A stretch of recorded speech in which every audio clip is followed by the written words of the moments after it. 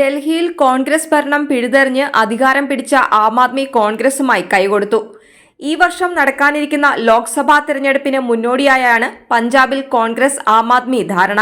Chandigarh mayor തിരഞ്ഞെടുപ്പിൽ BJPയെ നേരിടാനാണ് കോൺഗ്രസും ആം ആദ്മിയും ആദ്യമായി കൈകോർക്കുന്നത്.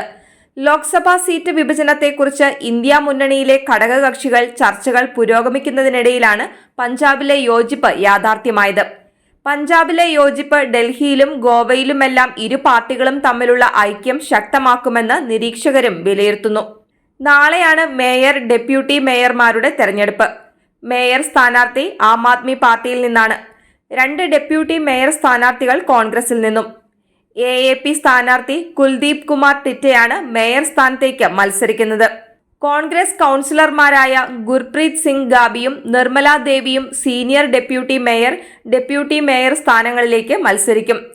AAPയും കോൺഗ്രസും സഖ്യമായതോടെ ഇരു പാർട്ടികളുടെ സ്ഥാനാർത്ഥികളും വിജയിക്കുമെന്ന് ഉറപ്പായി.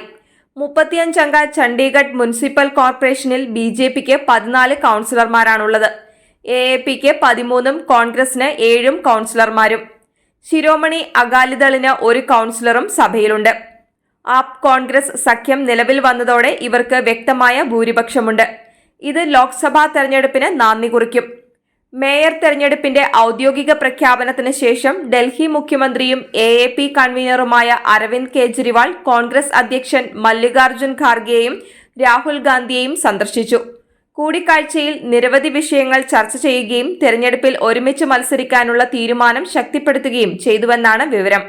ചണ്ഡീഗഡ് മേയർ തെരഞ്ഞെടുപ്പ് ലോക്സഭാ തെരഞ്ഞെടുപ്പിന് അടിത്തറയിടുമെന്ന് ആം ആദ്മി പാർട്ടി നേതാവും രാജ്യസഭാംഗവുമായ രാഘവ് ചന്ദ അഭിപ്രായപ്പെട്ടു. മേയർ തെരഞ്ഞെടുപ്പിൽ ആദ്യമായാണ് ഇന്ത്യ സഖ്യം BJPയെ നേരിടാൻ പോകുന്നതെന്ന് ചന്ദ പറഞ്ഞു. ചണ്ഡീഗഡ് മേയർ തെരഞ്ഞെടുപ്പിൽ BJP പരാജയപ്പെടുമെന്ന് ഞങ്ങൾ വിശ്വസിക്കുന്നു. ഇത് ഇന്ത്യ സഖ്യവും BJPയും തമ്മിലുള്ള നേരിട്ടുള്ള പോരാട്ടമാണെന്ന് ചന്ദ പറഞ്ഞു.